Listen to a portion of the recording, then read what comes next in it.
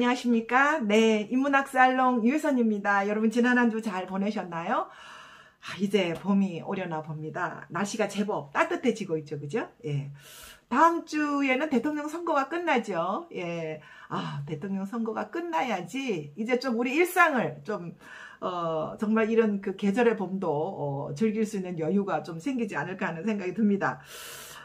이번 시간에는요, 제가 이제 한 달에 한 번씩 가서 힐링을 하고 오는 그 최정주 교수의 도시 미술관 산책에서 이번에는 스페인 마드리드 미술관 여행을 하고 왔는데요. 여러분들에게 소개를 해드릴까 합니다. 여러분들 스페인 하면은 어떤 것들이 제일 먼저 떠오르시나요? 네.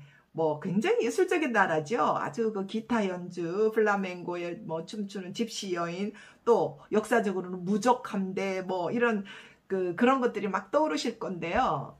스페인은 역사적으로 굉장히 그 스토리가 많고 또 그 파워를 가지고 있는 그 남미의 어떤 그 열정이 그런 느낌이 드는 나라라고 생각을 합니다.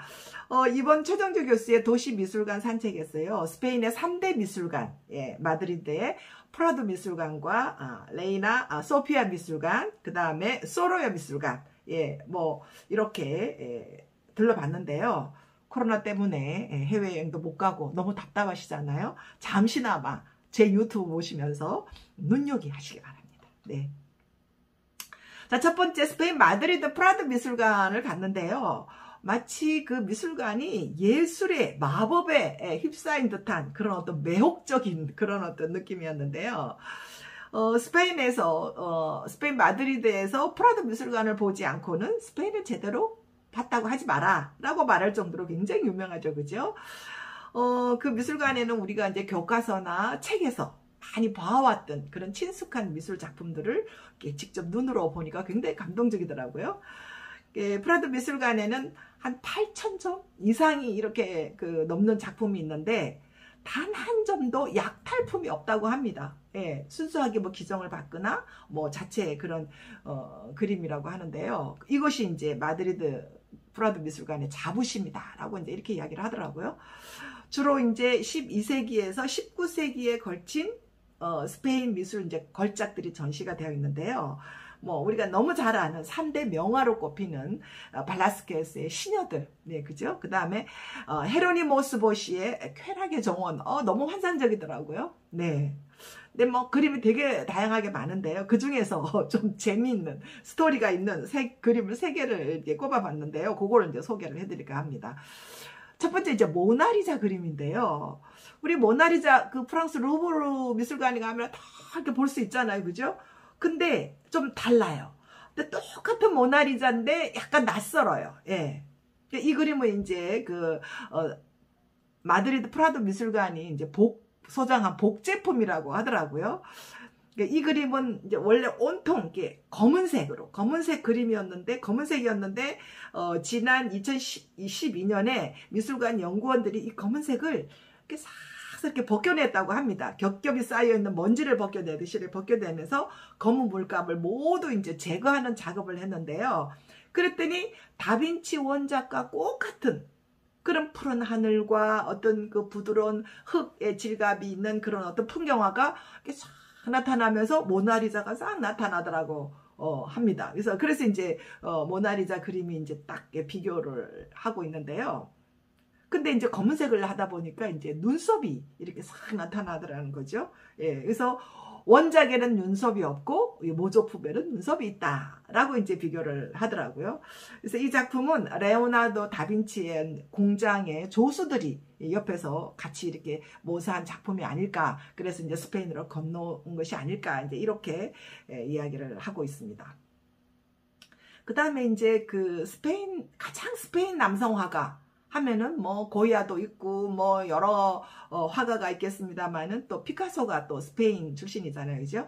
근데 그리스 출생이지만 가장 스페인적인 화가를 꼽으라고 하면은 엘 그레코를 뽑는데요. 그 엘 그레코의 그림은 주로 이제 성당의 제단화로 이제 유명한데 이제 그 목자들의 경배와 또 그리스도의 세례 이렇게 해서 양쪽으로 좌우 이렇게 이제 재단화로 이렇게 그려져 있는데요.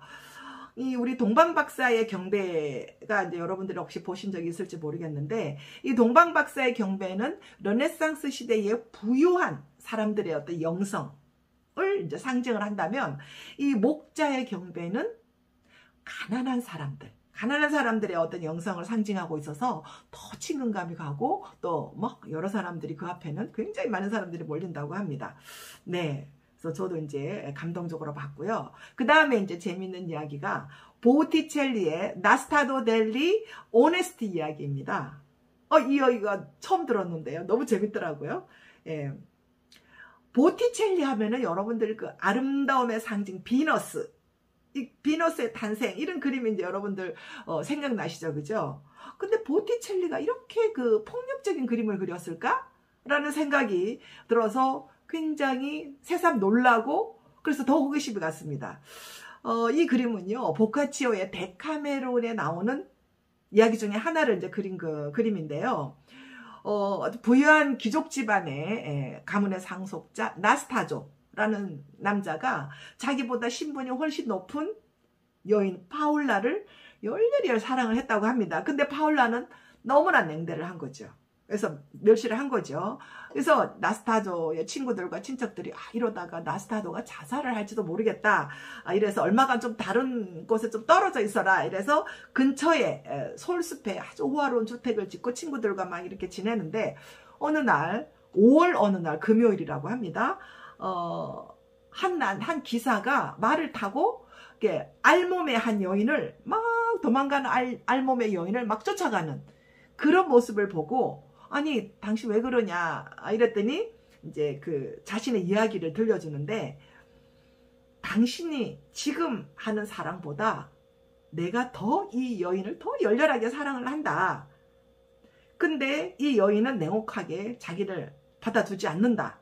그래서 이 남자가 실제로는 자살을 했다는 거죠. 자기가 칼로 자기를 찔러서 자살을 하고, 또 얼마 뒤에 이 여인도 죽였다고 합니다. 그죠? 예. 그래서 이제 이 여인은 내 앞에서 도망치고, 나는 사랑하는 여인을 쫓아가서 칼로 죽이고, 이런 일이요, 매주 금요일마다 되풀이 된다고 합니다. 너무 재밌잖아요. 그죠? 예. 이제 그러니까, 그렇게 이야기하고 있으니까 그 기사 앞에 한 여인이 나타나는 거예요. 나타나는 여인을 이제 알몸의 여인을 잡아서 칼로 탁 죽여서 안에 내장을 꺼내서 그걸 또 사냥개들한테 막 던져 주었다고 합니다. 이제 그 모습이죠, 이 그림이.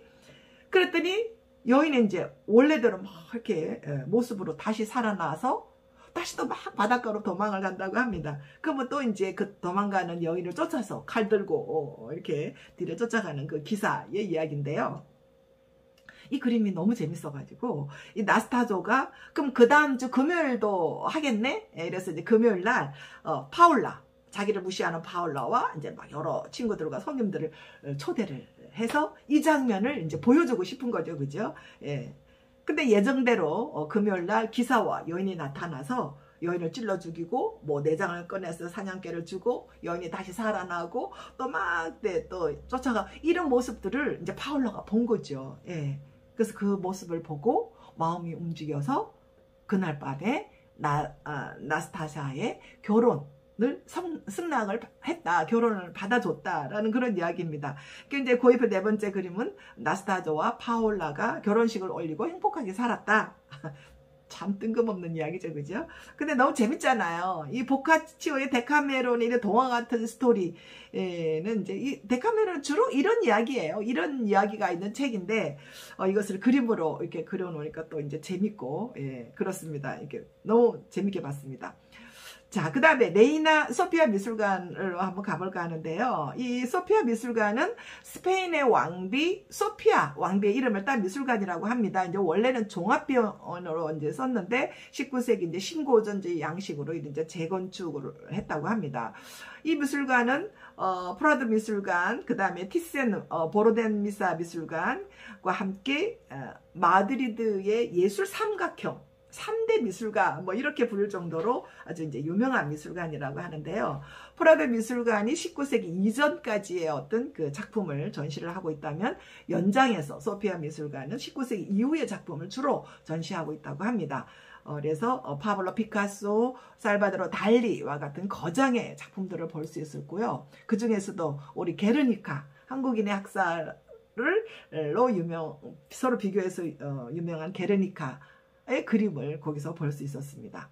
그 다음에 세 번째, 마드리드 3대 미술관의 하나인 티센 보르네미사 미술관인데요. 이 티센 보르네미사 미술관은 르네상스 시대부터 바로크 시대까지 그런 표현주의 그림을 주로 이렇게 전시를 하고 있다고 합니다. 그래서 라파엘이라든지 루벤스, 또 이제 그 고겐과 피카소의 작품, 우리가 너무나 잘 알고 있는 이런 작품들을 유명한 작품들을 볼 수가 있는데요. 작품 수도 뭐 1000점이 넘는다고 합니다. 그러니까 뭐 규모가 대단한 미술관이죠, 그죠?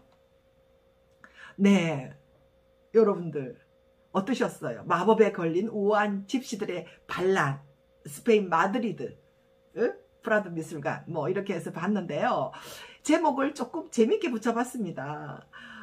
저는 이렇게 매월 이렇게 한 번씩 예술의 향기를 느끼면서 산다는 것이, 제가 또 인문학 강의도 하고 있고 이래서 이렇게 힐링을 하면서 약간 숨을 쉬고 있다 하는 그런 느낌이 참 좋고요. 또 그 다음에 이제 이렇게 함께하는 좋은 친구들, 또 멋진 분들과 함께 이런 인문학 여행을 같이 하면서 한 달을 마무리할 수 있다 하는 것이 또 내 생활에, 또 아주 일상에 잔잔한 행복이 아닐까 하는 생각이 듭니다. 뭐 이렇게 사는 거죠, 뭐, 그죠? 예, 괜찮죠? 예. 자, 그럼 이번 한 주 잘 보내시고요. 다음 주에는 대통령 선거 있죠, 그죠? 꼭 투표하시고, 예, 다음 주에 또 재밌는 스토리로 여러분 찾아뵙겠습니다. 네, 감사합니다. 다음 주에 뵙겠습니다.